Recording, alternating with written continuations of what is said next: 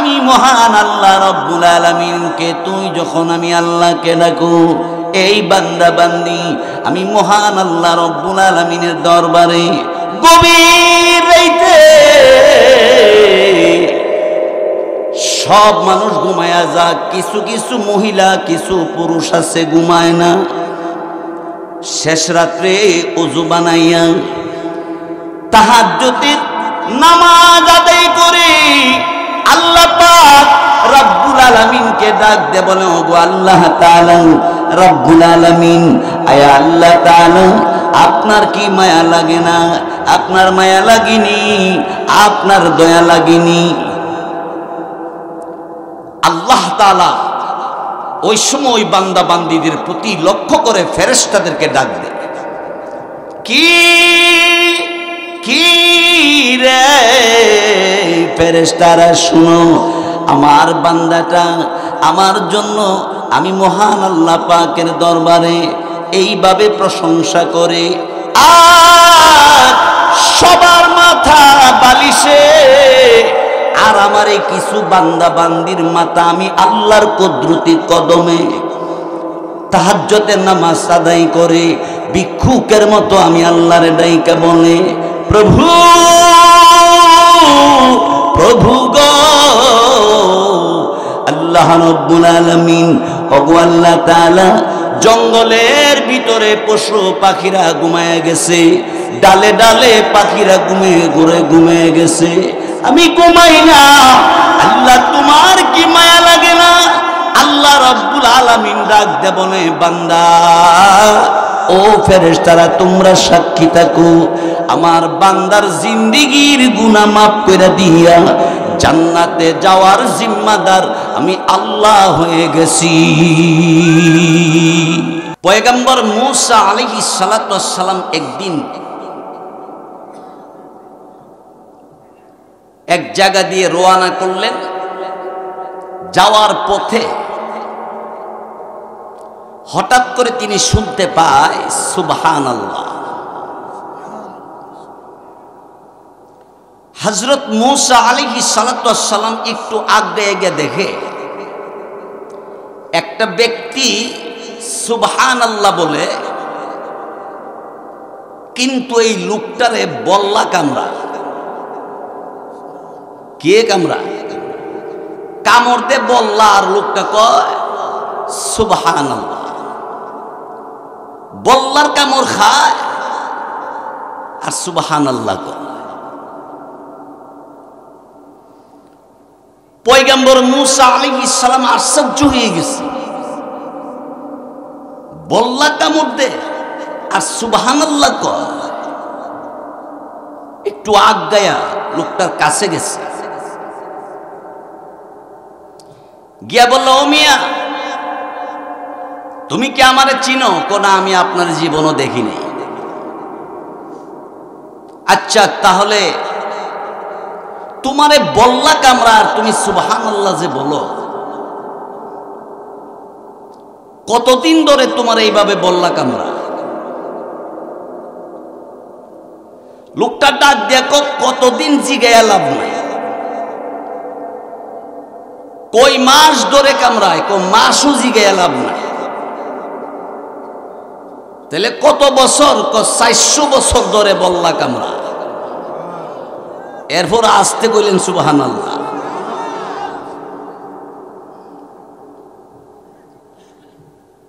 এই 400 বছরের ভিতরে তুমি সুবহানাল্লাহ বলতে আছো? লোকটা ডাক দেখো, শুধু সুবহানাল্লাহ না, আমি আলহামদুলিল্লাহ বলি, আল্লাহু আকবারও বলি।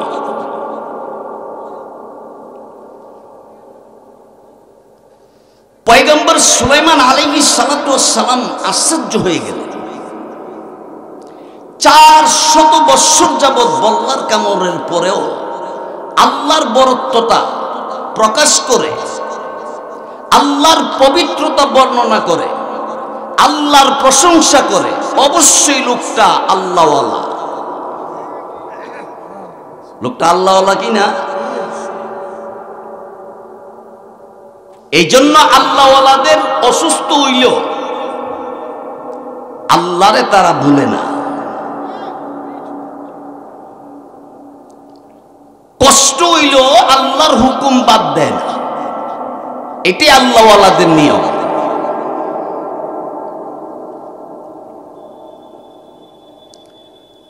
পয়গম্বর মূসা আলাইহিস সালাতু ওয়াস সালাম তখন তার জিজ্ঞাসা করলো, তোমার মনে কিছু চায়? লোকটা ডাক দিয়া কো, আমার মনে যা চায় তা আপনি দিতে পারবেন না। আচ্ছা বলো না দেখি, পারি কি পারি না, পারলে তো ব্যবস্থা করুন। লোকটা ডাক দিয়া কো, আমার মন চায় মূসা আলাইহিস সালামরে একবার দেখতাম। আপনারা বলেন মূসা আলাইহিস সালাম কি বেড়ার কাছে না দূরে? সামনে খাড়া রইছে, সামনে খাড়া।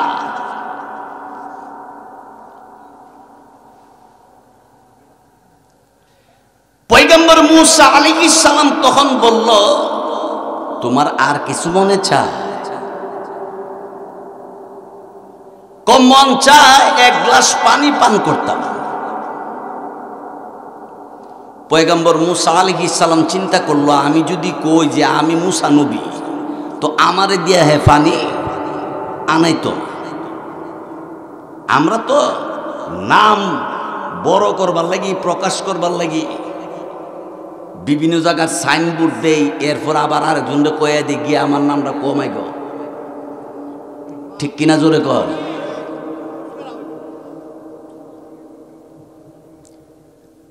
3000 টাকা দিছে ক বিশিষ্ট দানবীর। কি বীর? আল্লাহ কই 3000 টাকা কচুয়া মাদ্রাসা দিয়ে ওই বিশিষ্ট দানবীর হইছ, আর আমি আল্লাহ এতটা দিলাম, আমি দানবীর হইলাম না। আল্লাহর চাইতে বড় দানবীর কেউ আছে?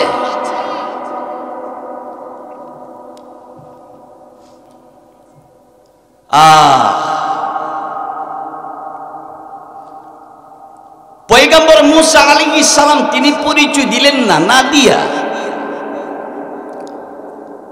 উনি লোকটারে বলল, তুমি মূসা নবীরও দেখবা, পানিও পান করবা, একটু অপেক্ষা করো, আমি আসতেছি। মূসা আলাইহিস সালাম পানির ব্যবস্থা করলেন, পানি নিয়ে আসলো। আইসা দেখে মাথাটা একদিকে ফেরা লইছে, বডিটা আরেক দিকে ফেরা লইছে, রক্তাক্ত অবস্থায় দুনিয়া থেকে বিদায় হয়ে গেছে।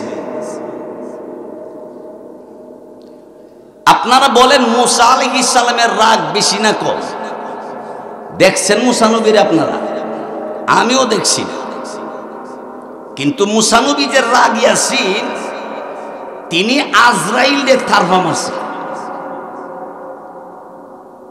আজরাইল ডরান। আজরাইল মূসা আলাইহিস সালামের থাপ্পড় খাইয়া আল্লাহর কাছে গিয়া কো, আল্লাহ আমি আর মানুষ মারতাম যাইতাম না। কোকেরে কো, আমার চোখের সেন্ট্রাল লড়াই লাইছে। কোকেরা কো, মূসা নবী। আজকা চোখের সেন্ট্রাল লড়াই লাইছে, আর একদিন দইরা বোধ আটকায়ও থুইতে পারে। আল্লাহ বললেন, টেনশন করবা না, আমি ব্যবস্থা করব, তোমার নামই নিবে না, তোমারে দেখবেও না। ক্যান্সার হইছে, আলসার হইছে, নদীতে ডুববা মরছে, সিএনজি তলে ফিরে মরছে, এই দোষ দিব, তোমার কোন দোষ হই থাকতো না। বলেন কেউ মারা গেলে কয় যে না, একবারে সিঙ্গাপুর পর্যন্ত নিছে, কাম হইছে না। বলে কি হইছিল? বলে এই হইছিল। ঠিক কিনা? আজরাইলের কিছু কয় কেউ?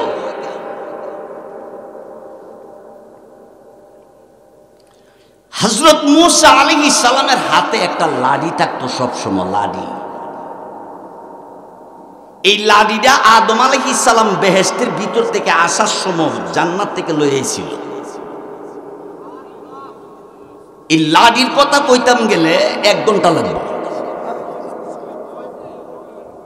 এই লাঠি কার কাছ থেকে কেমনে কেমনে কেমনে কেমনে কেমনে কেমনে আইছে, এটা সব কয়া লাইলে তো আবার আগামীতে দাওয়াত দিতেন না।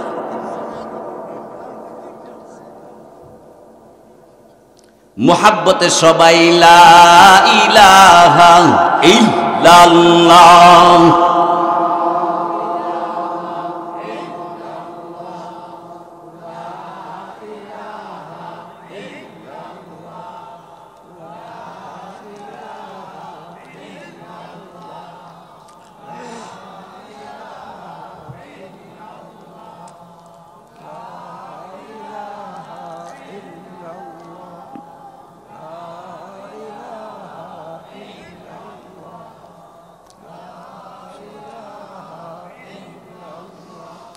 আসমানের মালিক যে আল্লাহ, আসমানের মালিক যে আল্লাহ, জমিনের মালিক সে আল্লাহ। লা ইলাহা ইল্লাল্লাহ, লা ইলাহা ইল্লাল্লাহ।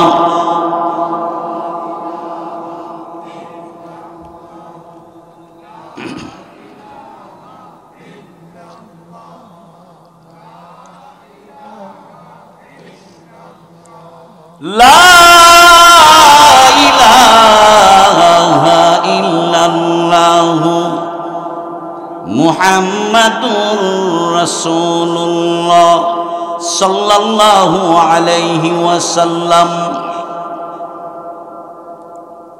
পয়গম্বর মূসা আলাইহিস সালাতু ওয়াস সালামের হাতে যে লাঠিটা, এটা জান্নাতের লাঠি।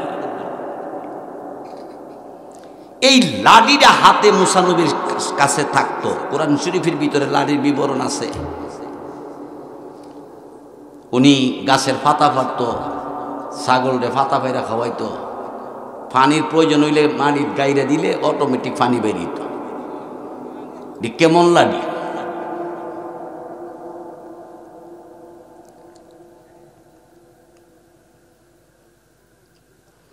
মূসা আলাইহিস সালাতু ওয়াস সালাম রাগ হয়ে গেছেন। হায়রে, যেই লোকটারে 400 বছর যাবত বল্লা কামরা, এই লোকটা আল্লাহর পবিত্রতা বর্ণনা করে সুবহানাল্লাহ বলিয়া, আর এই লোকটারে এইভাবে কেড়ে হত্যা করলো, আমি তারে ছাড়ব না। মূসা নবী রাগ হয়ে গেছে। রাগের তো কথা, আরে আমার দেখতে বসি, আমার কথাটাও পরিচয় দিলাম না, আর পানি ফান করতে কইছিন, পানিও ফান করতে পারলো না।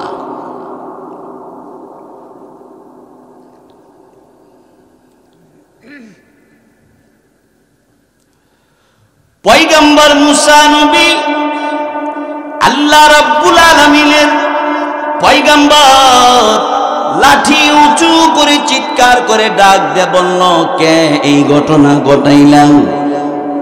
তাকে আমি ছাড়ব না, লাঠির আঘাত করব। পয়গম্বর মূসা কালিমুল্লাহ, তিনি আল্লাহ রাব্বুল আলামিনের পয়গম্বর, চিৎকার করে যখন ডাক দিল, আল্লাহ পাক রাব্বুল আলামিন জিবরাইল ফেরেশতাকে পাঠিয়ে দিয়ে বললেন, জিবরাইল ফেরেশতা রে, আমার পয়গম্বর মূসা পয়গম্বরে জানাইয়া দাও, আমি আল্লাহ রাব্বুল আলামিনের হুকুমে জঙ্গলের বাগে এই ঘটনা ঘটাইছি। আমি আল্লাহর হুকুমে জঙ্গল থেকে বাঘ আইসা এই ঘটনাটা ঘটাইছি। জিবরাইল আলাইহিস সালাতু ওয়াস সালাম পয়গম্বর মূসা কালিমুল্লাহর কাছে এসে বললেন, এই পয়গম্বর মূসা নবী, না না, রাগ হয়েন না, রাগ হওয়ার কোন কারণ নাই। শুনেন, আল্লাহ রাব্বুল আলামিন, আমার মহান পরওয়ারদিগার আলম আল্লাহ তাআলার হুকুমে বাগে এই ঘটনা ঘটাইছে। মূসা নবী যখন আল্লাহর কথা শুনছে, যত রাগই হোক থেমে গেছে, থামছে। এখন মূসা আলাইহিস সালাতু ওয়াস সালামের ভিতরে আলী কুটকুটি করতেছে। ঘটনাটা এই বাঘের মাধ্যমে আল্লাহ ঘটাইল কি লাগে, কারণটা কি? লোকটা তো আল্লাহরই পবিত্রতা বর্ণনা করে, 400 বছর ধরে বল্লার কামড় খাইয়া ও সুবহানাল্লাহ সারে না। এই লোকটারে এমন একটা ঘটনা ঘটাইলো আমার বুঝে আসে না। আমার পয়গম্বর মুসা কালিমুল্লাহকে আল্লাহ রব্বুল আলামিন ডাক দিলেন আর বললেন, পয়গম্বর ও মুসা নবী শুনো শুনো, আমি আল্লাহ রব্বুল আলামিনের বান্দা 400 বৎসর যাবত পৃথিবীর জমিনে আমি আল্লাহ রব্বুল আলামিনের পবিত্রতা প্রশংসা আর বরত্বতা করে, কিন্তু আজকে যখন তুমি তাকে জিজ্ঞাসা করেছো মনে কিছু চাইনি। 1 নম্বর বলছে তোমারে দেখার জন্যে, তার মনে তোমার মতো মুসা পয়গম্বরের দেখবার লাগে মনে এত ভালোবাসা জমায় রাখলো। এই মনে তো ভালোবাসা দরকার ছিল আমি আল্লাহরে দেখবা। ও পয়গম্বর, তারপরে 400 বছরের ভিতরে তার পানির ব্যবস্থা, সূর্যের আলো, চন্দ্রের আলো, বাতাস, সব কিছু অক্সিজেন আমি তার জন্য ব্যবস্থা করেছি।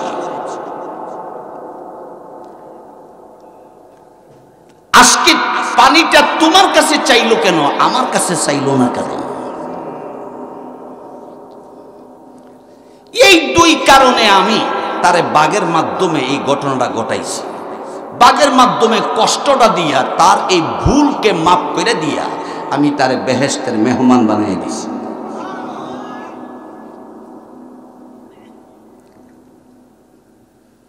আমার ভাইয়েরা, বন্ধুরা আমার, এই জন্য আল্লাহওয়ালাদের কোনো অসুস্থ হইলে অথবা কোনো ধরনের বিপদ হইলে বুঝতে হবে আল্লাহ তাআলা আল্লাহওয়ালার বান্দারে আল্লাহ আরো মজবুত করতে চায়, আরো মজবুত করতে চায়।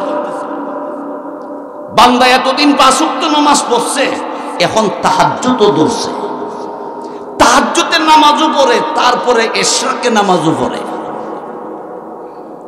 সালাতুত তাসবিহ নামাজও পড়ে, হাতে তাসবিহ নিয়ে আল্লাহর গুণগান গাইতে শুরু করে দিছে। বান্দার বন্দিগি দেখে আল্লাহ ডাক দিয়ে বলে, এই আমার বান্দা বান্দি, আমি মহান আল্লাহ রব্বুল আলামিনকে, তুই যখন আমি আল্লাহকে ডাকো, এই বান্দা বান্দি আমি মহান আল্লাহ রব্বুল আলামিনের দরবারে গভীর রাতে সব মানুষ ঘুমায়া যাক, কিছু কিছু মহিলা কিছু পুরুষ আছে ঘুমায় না, শেষ রাত্রে ওযু বানাইয়া তাহাজ্জুদের নামাজ আদায় করে আল্লাহ পাক রব্বুল আলামিনকে ডাক দে বলে, ওগো আল্লাহ তাআলা রব্বুল আলামিন, আয়া আল্লাহ তাআলা আপনার কি মায়া লাগে না? আপনার মায়া লাগেনি, আপনার দয়া লাগেনি? আল্লাহ তাআলা ওই সময় ওই বান্দা বান্দীদের প্রতি লক্ষ্য করে ফেরেশতাদেরকে ডাক দেয়, কি কি রে ফেরেশতারা শুনো, আমার বান্দাটা আমার জন্য আমি মহান আল্লাহ পাকের দরবারে এইভাবে প্রশংসা করে, আর সবার মাথা বালিশে, আর আমার এই কিছু বান্দা বান্দির মাথা আমি আল্লাহর কুদরতি কদমে তাহাজ্জুদের নামাজ আদায় করে ভিক্ষুকের মতো আমি আল্লাহরে ডাইকা বলে, প্রভু প্রভু গো আল্লাহ রব্বুল আলামিন, ওগো আল্লাহ তাআলা, জঙ্গলের ভিতরে পশু পাখিরা ঘুমায় গেছে, ডালে ডালে পাখিরা ঘুমিয়ে গেছে, আমি ঘুমাই না, আল্লাহ তোমার কি মায়া লাগে না? আল্লাহ রব্বুল আলামিন ডাক দে বলে, বান্দা ও ফেরেশতারা তোমরা সাক্ষী থাকো, আমার বান্দার জিন্দেগীর গুনাহ মাফ করে দিয়া জান্নাতে যাওয়ার জিম্মাদার আমি আল্লাহ হয়ে গেছি। আমি আল্লাহ তার জিম্মাদার হয়ে গেলাম। যারা আল্লাহর বন্দেগী করবে আল্লাহ তার জিম্মাদার হবে। এটা আমার কথা না, কোরআন শরীফের ভিতরে আল্লাহ বলেন, ফালইয়াবুদু রাব্ব হাযাল বাইত।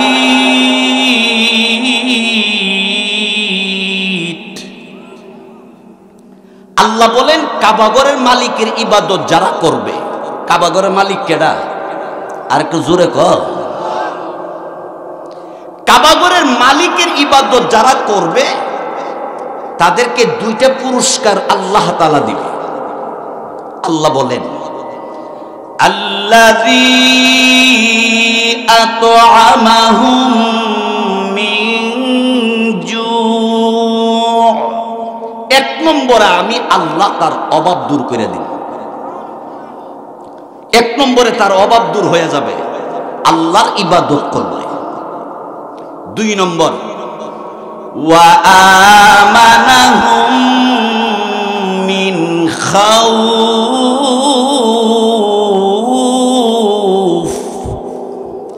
দুই নম্বরে আল্লাহর ইবাদত যারা করবে আল্লাহ তাআলা তাকে নিরাপত্তা দান করবে। এক নম্বর রিজিকের সুব্যবস্থা করবে, অভাব দূর করিয়া দিবে। দুই নম্বরে আল্লাহ তাআলা নিরাপত্তা দান করবে। সুবহানাল্লাহ জোরে বলে। তাফসীরি কিতাবের মধ্যে লেখে, নিরাপত্তাটা দেওয়ার ভিতরে এর মধ্যে একটা কারণ হবে, যেদিন তার পৃথিবী থেকে বিদায়ের সময় হবে ওই দিন মরার সময় আল্লাহ ফেরেশতা তার পাশে দাঁড় করাইয়া তার ঈমানের সাথে যেন মরণ হয় সেই ব্যবস্থা করবে। আর ঈমানদার বান্দা যারা হবে তারা জান্নাতের মেহমান হবে। ঈমান আছে জান্নাত আছে, ঈমান নাই জান্নাত নাই।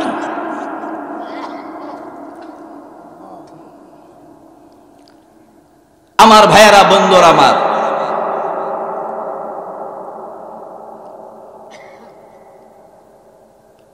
এরপরে আল্লাহ পাক রব্বুল আলামিন ঈমানদার বান্দার ইবাদত করতে করতে বান্দা যখন সামনে বাড়ে আল্লাহ তাআলা ফেরেশতাদেরকে ডাইকা বলে, আমার বন্ধুরে তোমরা দেখবা।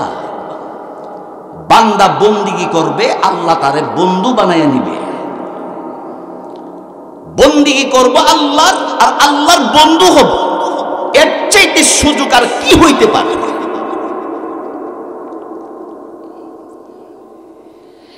দুনিয়ার চেয়ারম্যানের সাথে কথা বলতে গেলে লোক লাগে, এমপির সাথে কথা বলতে গেলে লোক লাগে, মন্ত্রীর লগে কথা বললে লোক লাগে।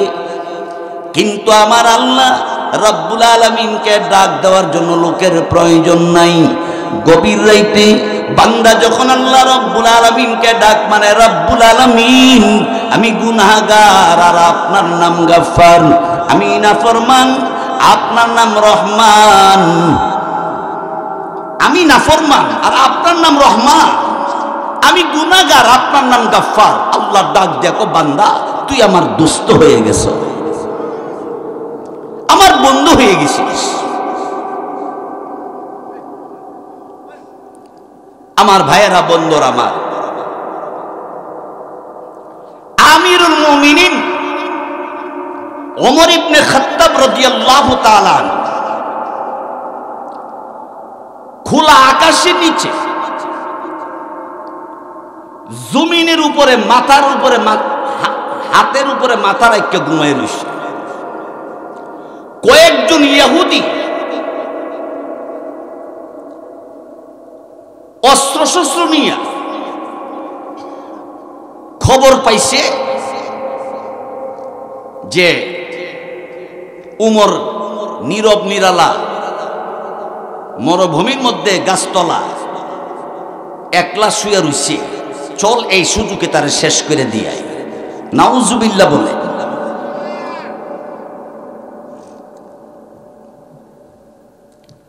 আল্লাহর কি মর্জি, ইহুদিরা তরবারি নিয়ে ওমর ফারুক রাদিয়াল্লাহু তাআলা আনহুর সামনে হাজির হইছে। এই সময় ওমর ফারুক রাদিয়াল্লাহু তাআলা আনহুর ঘুম ভেঙে গেছে। ঘুম থেকে জাগার পরে চোখটা এইভাবে পরিষ্কার করা নবীর সুন্নত।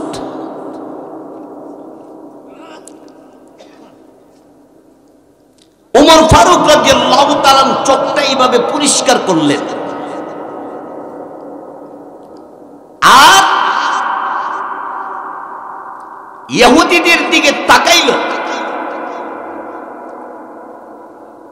ইহুদি লোকগুলি থরথর করে কাঁপতেছে, দুই চোখের পানি ছেড়ে দিয়া ঠোঁট দুটা কাঁপতেছে, কথা বলতে পারে না। আমিরুল মুমিনিন ওমর ইবনে খাত্তাব রাদিয়াল্লাহু তাআলা অমনে ডাক দিয়ে বলল, কি ব্যাপার, তোমাদের ঘর বাড়ি কোথায়, কেন এসেছিলা, কি ব্যাপার বলো। লোকগুলি কথা বলতে পারতেছে না। আমিরুল মুমিনিন ওমর ইবনে খাত্তাব রাদিয়াল্লাহু তাআলা আনহুর সামনে তারা বসে পড়ল। অমনি ডাক দিয়ে বলল, আমিরুল মুমিনিন, বুঝে আসে না আমাদের, আপনি ঘুমিয়েছিলেন, আমরা তরবারি নিয়ে এসেছিলাম আপনাকে কতল করব, কিন্তু আমরা আসতে না আসতে আপনার ঘুম ভেঙে গেল। আপনি আমাদের দিকে তাকানোর সাথে সাথে আমাদের শরীরে কাঁপুনি এসে গেছে, আমরা থরথর করে কাঁপতে শুরু করলাম। আমিরুল মুমিনিন, বুঝে আসে না কি ব্যাপার, আপনি কি করলেন, বুঝে আসে না। আমিরুল মুমিনিন ওমর ইবনে খাত্তাব রাদিয়াল্লাহু তাআলা তিনি ডাক দিয়ে বললেন, এই আল্লাহর বান্দারা, শুনো শুনো, এটা আমার কোনো কিছু করার নাই, এটা আমার কিছু করা হয় নাই। শুনো, মহান আল্লাহ মহাগ্রন্থ কুরআনুল কারীমের ভিতরে আল্লাহ রাব্বুল আলামিন তিনি বলে দিয়েছেন, আল্লাহ তাআলার ইবাদত যারা করবে আল্লাহ রাব্বুল আলামিন তাদেরকে আল্লাহ তাআলা হেফাজত করবে, আল্লাহ নিরাপত্তা দিবে। এই জন্য আমি আল্লাহর ইবাদত করি, তোমাদের হামলা থেকে মহান আল্লাহ আমার হেফাজত করেছে। তোমাদের এই হামলা থেকে এটা আমার কিছু করার না। আমরা ওইলে কইলাম উইলে যে দেখছো কি, অহনো তো শুরুই করছি না, ঠিক কিনা? নাম ফাড়াইবে লাগিয়া, নাম জিগেলে আসলাম উদ্দিন, বাপের নাম মুসলিম উদ্দিন, দাদার নাম কলিম উদ্দিন, নানার নাম ইসলাম উদ্দিন, খালিদ দিন, খবর লয়ে দেখেন সুদ খায়। আপনাদের এলাকাতে এরকম লোক নাও থাকতে পারে, আর নাইলে গুসকা, কিছু গুস খাওয়া আছে এইরকম শাস্টলো বয়ে রয়েছে, যারা দরবার হেরা গিয়া দের সর্দার সাহেব বসা, সর্দার সাহেব দুধ চা খাইবেন না রং চা খাইবেন, ক গায়ে দুধ হইলে দুধের টই দে, ফুরি খাইবেন না সিঙ্গারা খাইবেন, ক গরম জিরা হিদে হই দে। সিঙ্গারা বা পুরি, দুধ চা বা রং চা খাইয়া ঘুরে গেছে, কত লগে আছে।